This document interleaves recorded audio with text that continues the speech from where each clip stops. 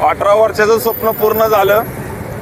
मी संघर्ष चालू केला, चळवळ उभा केली आणि त्या चळवळीचं यश म्हणून आज माझी पहिली मीटिंग आहे. आणि त्या मीटिंगला मला संधी दिली यायची म्हणून मी माझ्या पारंपरिक धनगरी वेशभूषेत आलोय.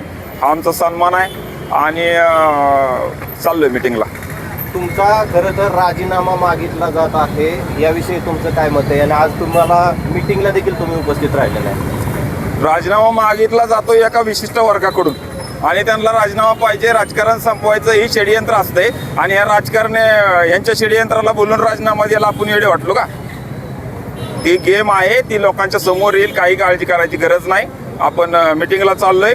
बिनविरोध दिलेला तुम्ही सगळ्यांनी नगरसेवक आहे मी आणि तुमचे प्रश्न मांडायला तिथं नाही जायचं तर काय कुठं जायचं? तुम्हाला प्रशासकीय पातळीवर किंवा पक्षाकडून काही सूचना वगैरे आलेल्या आहेत का? पक्षाकडून काही सूचना आलेल्या नाहीत.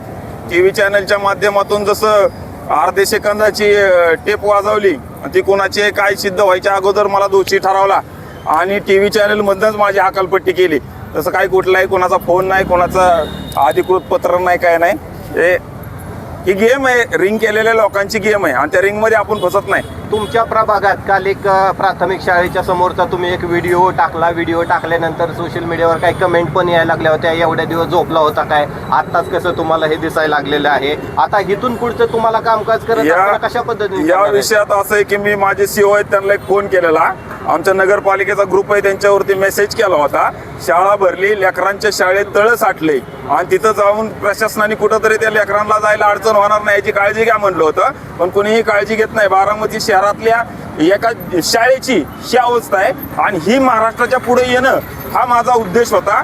या लोकांनी दादा गेले तेव्हापासून यांचं ढिलपाई चालू झाली. अजिबात कोणी काम करत नाही. एका नगरसेवकानं बिनविरोध नगरसेवकानं सांगून देखील तिथल्या लेकरांची जायचा रस्ता होत नाही, शाळा बुडवायची आणि यांचे आपली लोक शिकली नाहीत हाच अजेंडा आहे आणि ती लोक शिकावी म्हणून मी ते उपरोधक गाणं टाकले, सांग सांग भोलेनाथ, पाऊस पडेल का शाळेभोवती तळे साचून सुट्टी मिळेल का आणि या मलिदा गँगला तिथनं काय वाटणी कमी होईल का, असं मी ते उपरोधक लिहिलेलं आहे. आता बघू त्याच्यावर बोलणार आहे मी गेल्यावर. काल पोलीस प्रशासनाला तुम्ही बंदोबस्तासाठी मागणी केली होती, बंदोबस्त तुम्हाला मिळाला का?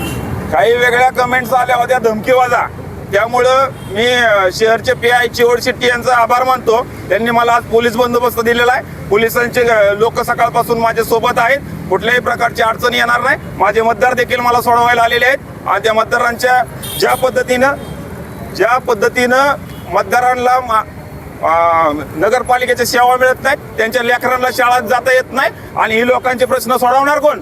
आणि मग हीच माझी धनगरी काठी. मी त्या प्रशासनाच्या मस्तकात मारायला मागे पुढे घेणार नाही.